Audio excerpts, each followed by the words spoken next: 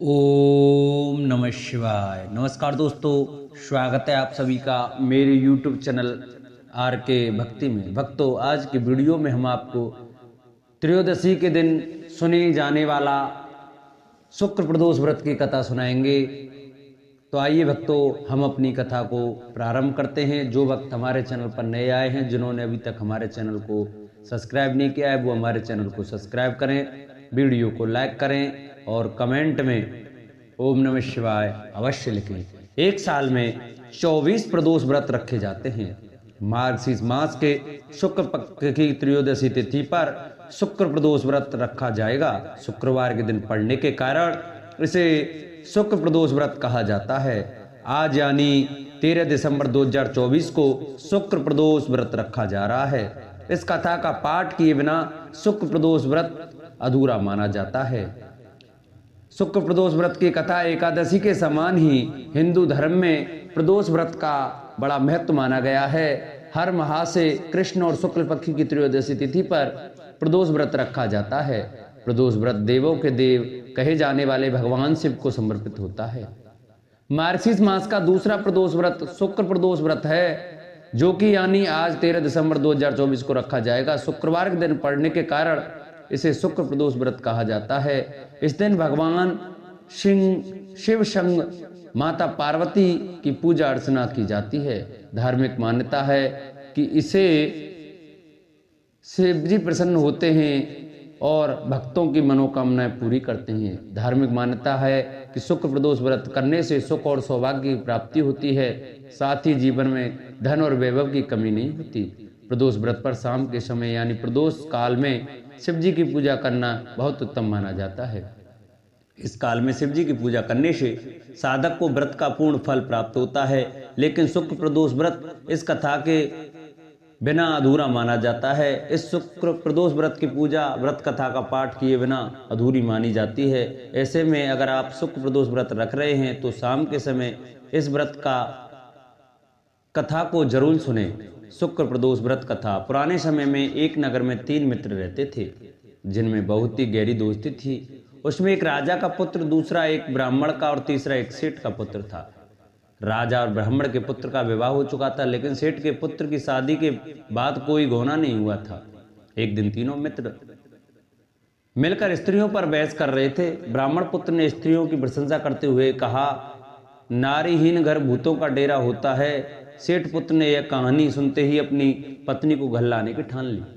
फिर सेठ पुत्र अपने घर गया और अपने फैसले को अपने माता पिता को बताया। माता पिता ने अपने बेटे से कहा कि उसकी कुंडली में शुक्र देवता डूबे हुए हैं। ऐसे में इस दौरान बहु बेटियों को अपने घर से विदा कर लाना शुभ नहीं है, इसलिए शुक्रोदय होने के बाद ही अपनी पत्नी को उसके घर से लाना। लेकिन अपनी जिद के चलते सेठ पुत्र टस से मस नहीं हुआ और अपनी ससुराल जा पहुंचा। उसकी इच्छा सास ससुर को मालूम हुई। सास ससुर ने उसे समझाने की कोशिश की, लेकिन वह नहीं माना, इसलिए उन्हें अपनी कन्या को उसके साथ विदा करना ही पड़ा। ससुराल से विदा होकर दोनों पति पत्नी बाहर निकले ही थे कि उनकी बैलगाड़ी का पहिया टूट गया और एक बैल की टांग टूट गई। पत्नी को भी बहुत चोट आई। सेठ पुत्र ने आगे बढ़ने की कोशिश की और तभी रास्ते में उन्हें डाकुओं ने घेर लिया और सभी सामान लूट लिया। सेठ का पुत्र अपनी पत्नी के साथ रोता पीटता अपने घर पहुंचा। इसके बाद घर पहुंचते ही उसे जाते ही सांप ने डस लिया। इसके पिता ने डॉक्टरों को बुलवाया और देखने के बाद डॉक्टरों ने कहा कि आपका पुत्र 3 दिन में मर जाएगा।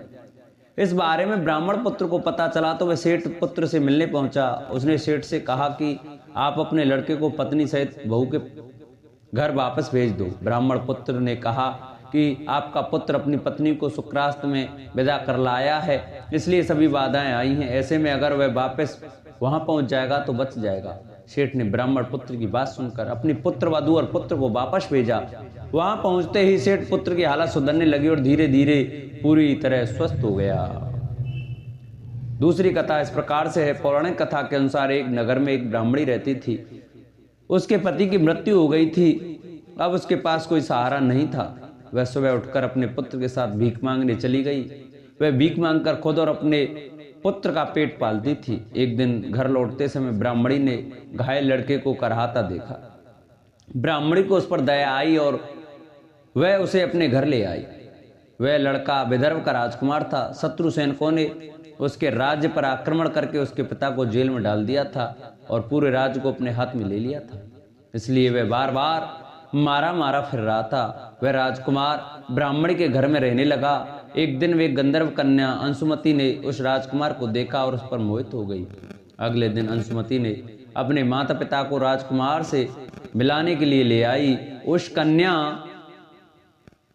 के माता पिता को भी राजकुमार अच्छा लगा। कुछ दिनों के बाद शंकर भगवान ने अंशुमति के माता पिता को स्वप्न में कहा कि राजकुमार और अंशुमति को विवाह कर दिया जाए, और ऐसा ही हुआ। ब्राह्मणी प्रदोष व्रत करने के साथ ही भगवान शंकर की पूजा किया करती थी।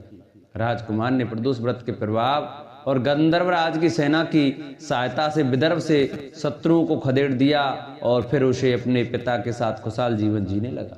राजकुमार ने उस ब्राह्मणी को अपना प्रधानमंत्री बनाया। धार्मिक मान्यता है कि जैसे ब्राह्मणी के प्रदोष व्रत रखने और शिवजी की पूजा करने से दिन बदले, ठीक वैसे ही भगवान शंकर अपने अनुयायियों के दिन बदलते रहे।